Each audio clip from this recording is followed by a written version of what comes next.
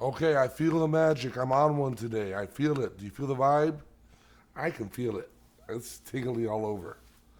All right, and that's not just because I smoked a bunch of cigarettes, smoked a bunch of weed. All right, this is the new Neo Savage Phantasma Ghost Stories. This is the new series. All right. I may revisit Nine Minutes of Knowledge if I come up with a topic. But we're gonna talk about ghost stories for a while. And I gotta tell you, to my subscribers, this is gonna be a little bit on the rougher edges. This is real stories. This is real things that happened to me in my life.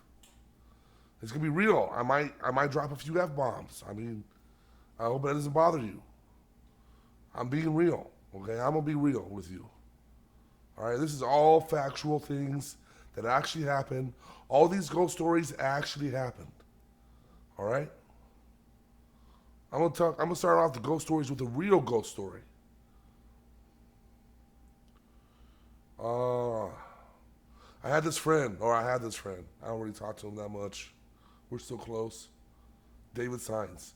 David Daniel Signs. We used to hang around 6th grade, 7th grade, 8th grade. We were like, bread and butter, always together. Always. We smoke weed together. We go out, try to talk to girls. Again, try to talk to girls. We were like 12, 11, 12 years old. One day I was chilling at his house, spending the night. He had cable. I didn't have cable in my house. He had cable. He had MTV. We're watching MTV. And he had an older brother, Russell. Now, Russell with the lover's muscle had made a baby. That's right. He was like 16, and he's a daddy. Had a little baby girl. I think her name was Stephanie. It's Stephanie. Little baby girl. Baby. I mean, baby's like 6 months old. Little baby. And, Ronnie, his girlfriend, it was his night to watch the baby, so he's watching the baby. Now, Russell's dark. Russell has dark skin. Much darker than me. But man, when he ran in that room, he was whiter than me. White. Scared. Never seen someone so terrified in my life. He was scared. He said, David, quick, come get the baby. So me and David book it to the baby's nursery room. Now, he had a little room in there, in the house, the nursery, had a crib, had a couple baby things in it. I mean, again, he's 16. He can afford everything. He's working for it. But then we saw why he was scared. We both saw this. The window was cracked open a little bit. Maybe enough for someone to get in. But there was no one there. No body there. Nobody. No body. No, there was a ghost there. There was a ghost moving the blinds, opening them, closing them. It wasn't wind blowing them. They were opening and closing as if someone was twisting the rod. Fast. Opening and closing. And there was weird energy in the room. I remember I could feel the whole room just full of a vibe. Tingles all over. The baby's like freaking out. She feels it. She knows something's closer. A spirit was there. We don't know who it was. We don't know what it wanted. It could have been an ancestor. We don't know. But the baby was scared. Russell was scared. I was scared. David was scared. David looked at me. I looked at him. He said, Gabe, go get the baby. Now, I'm not afraid. I'm not afraid of spirits. So I ran in the room, scooped up the baby, held her to my chest, and ran out of there. Ran as fast as I could. Got the baby out. She was fine. As far as I know. As far as I know, she was fine.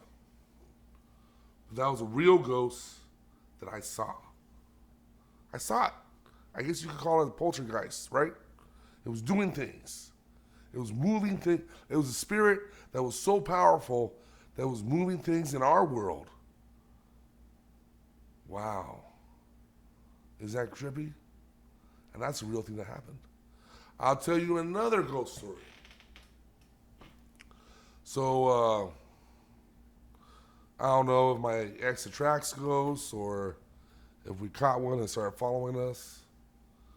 But when we got together, my grandfather told me he'd help me with a house for a couple of years till I got on my feet.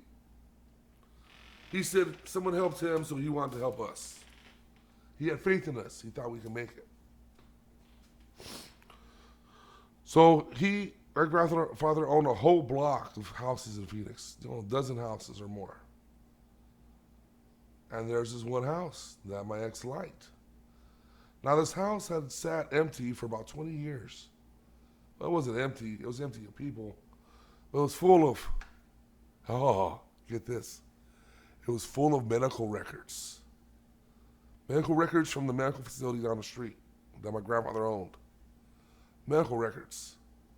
Think about that. Think about what that means. Records of people. Records of people's surgeries. Things taken out of them. Things put in them. A lot of energy. And oh, by the way, we were on the corner down the street from Good Sam Hospital. How many births? How many deaths?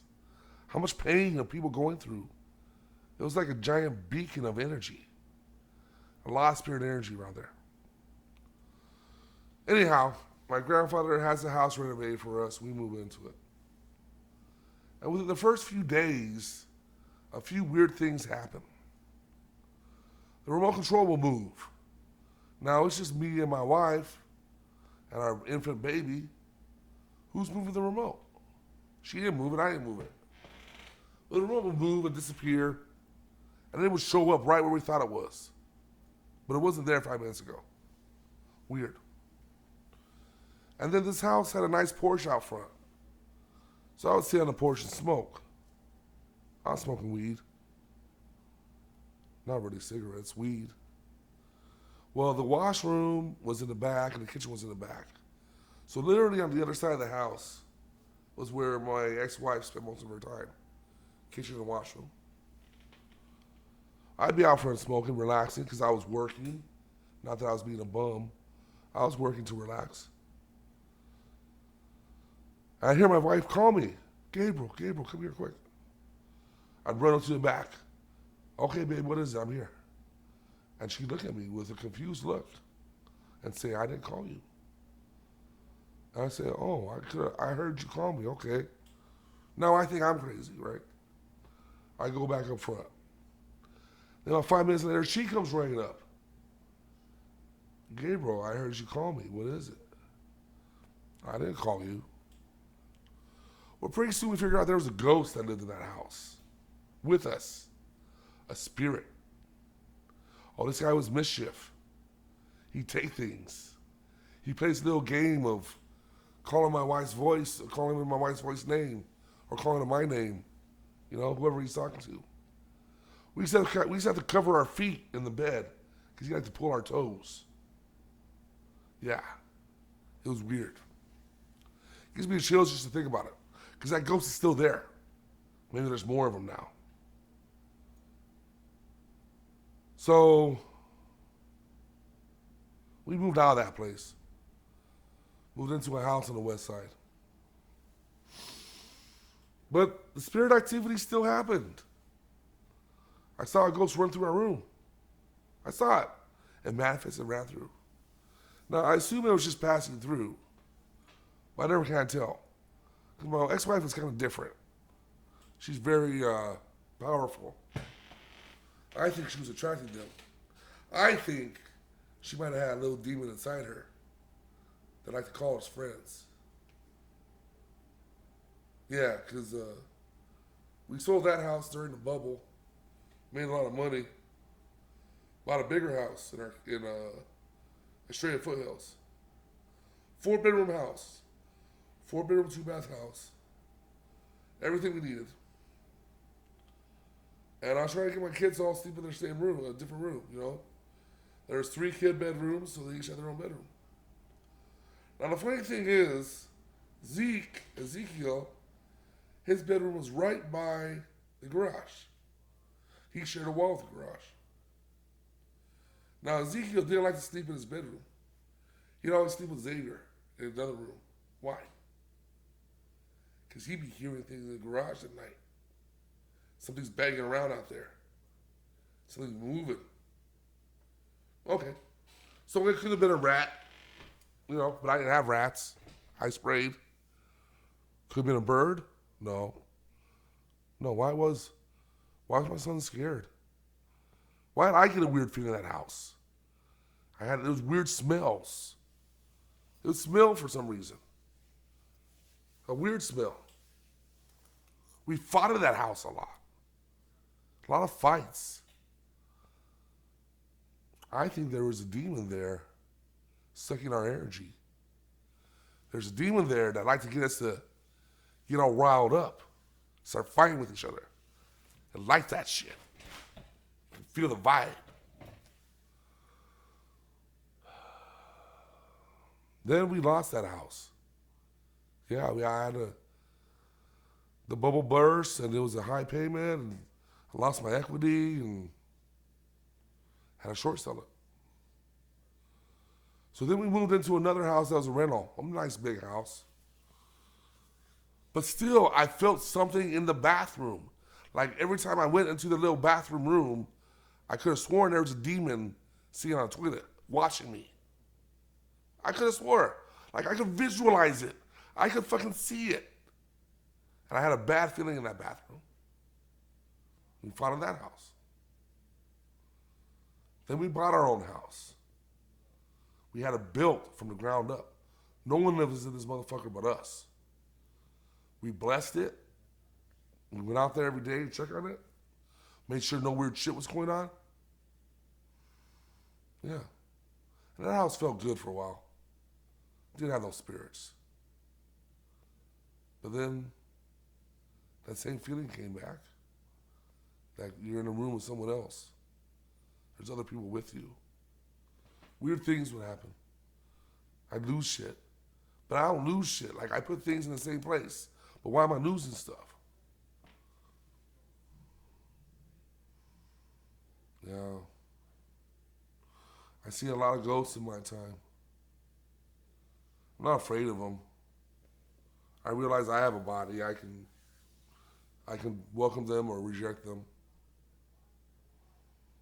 But this is all real talk. This is all about ghost stories. This is episode 1 of Ghost Stories on the Neo Savage channel, brought to you by Big Phantasma. And it's just beginning. Boom, baby.